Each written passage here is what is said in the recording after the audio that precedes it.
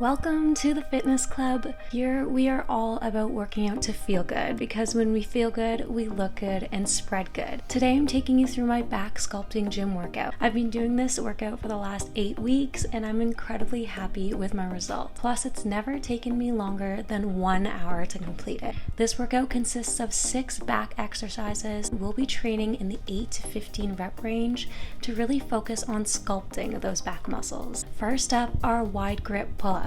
I always recommend starting your back day with pull-ups because they're typically your weakest exercise, and if you're trying to improve them, then you want to come in with fresh muscles and tackle them first.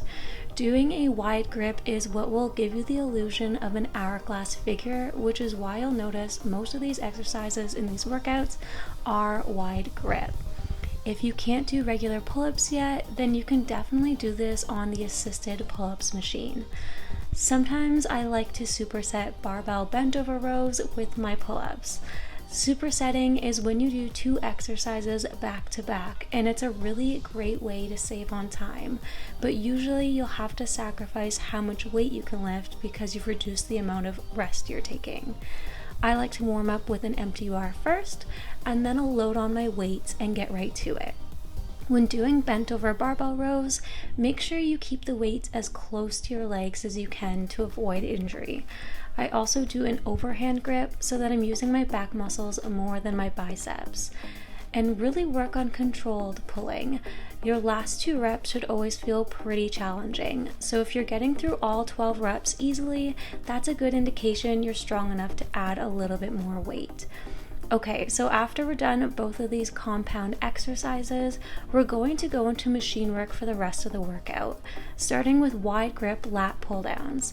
For this one, I start with a medium heavy weight and do 15 controlled reps to really fatigue my back muscles. From there, we are going to add on weight and do 12 reps. And then depending on how you're feeling, add on just a little bit more weight and finish the last 2 sets at 10 reps.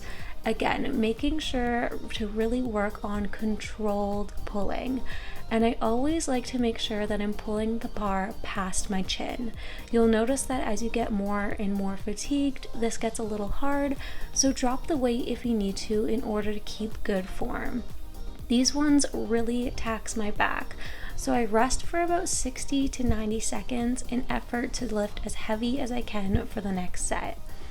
After wide grip pull downs, we're going to switch out the bar for 2 handles, or if you have a V bar, you can clip that in too. These are called close grip pull downs, and they work your outer back while also working your inner back and biceps. For this one, we're going to do 3 sets of 15 reps. And I still really encourage you to focus on using your back to pull the weight instead of your arms, really bringing those handles right down to your chest and squeezing your shoulder blades at the bottom. For this one, I'd rest no longer than 60 seconds between sets. Once you're done all 3 sets of close grip pull downs, we're moving straight into arm rope pull downs.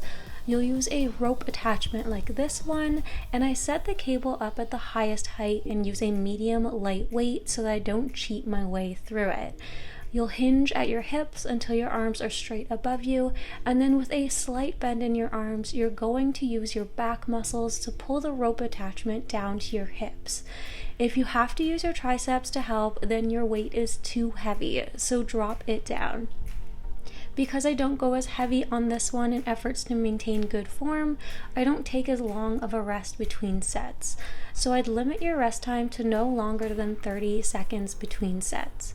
And after we're done straight arm pull downs, I finish off with wide grip seated rows. I use this attachment for it, but if you don't have one, you can always use the lat pull down bar we were using earlier. Again, to save on time, you can always superset straight arm rope pull downs with these seated rows.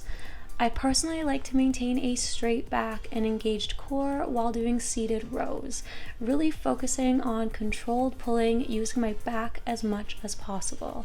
If you can't get the bar past your knees and just about touching your abdomen, then your weight is probably too heavy. Even though these ones are tiring, I find that I don't need more than 30 to 60 seconds of rest between sets.